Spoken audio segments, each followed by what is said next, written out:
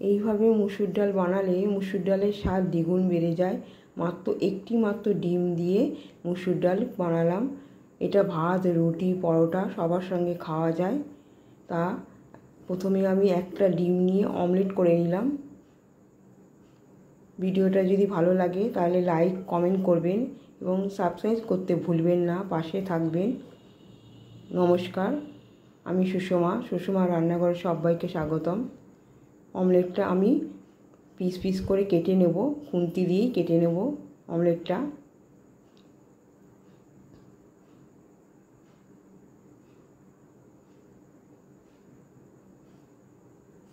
এরকম piece piece করে কেটে নেব।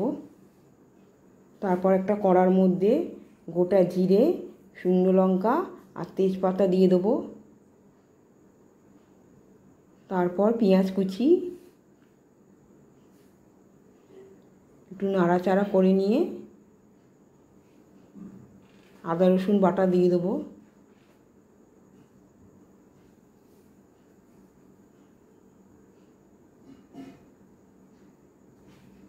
একটু ভাজা ভাজা হয়ে যাক।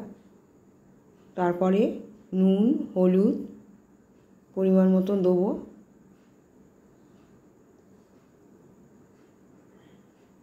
তারপর একটু কষিয়ে নিয়ে আগে থেকে ভিজিয়ে রাখা মুসুর ডালটা আমি ওর মধ্যে দিয়ে একটু ভাজা ভাজা করে নেব। মুসুর ডালটা একটু ভিজিয়ে রেখেছিলাম, ভাজা ভাজা করে নেবো। নিয়ে এবার জল ঢেলে দেবো। বেশি পাতলা করব না।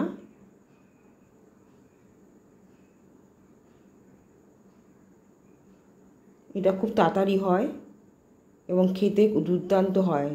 একবার বানিয়ে দেখতে পারেন। সবার ঘরেই মুসুর ডাল, ডিম থাকেই। ফুটে উঠলো, আমি গ্যাসটা আস্তে করে একটু ঢাকা দিয়ে দিলাম। এবার এর মধ্যে একটু লঙ্কার গুঁড়ো আর টমেটো কুচি আমি দিলাম। তারপরে আবার আমি একটু ঢাকা দিয়ে একটু সেদ্ধ করে নেব ডালটা।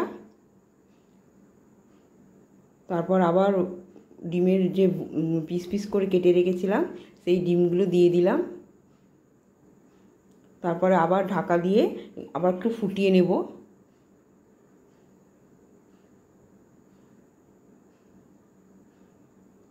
এবার কসুরি মেথি আর একটু গরম মশলা দিয়ে দিলাম। এইভাবেই তৈরি করে নিলাম ডিম দিয়ে মুসুর ডাল। খেতে দুর্দান্ত হয় এটা। যদি ভিডিও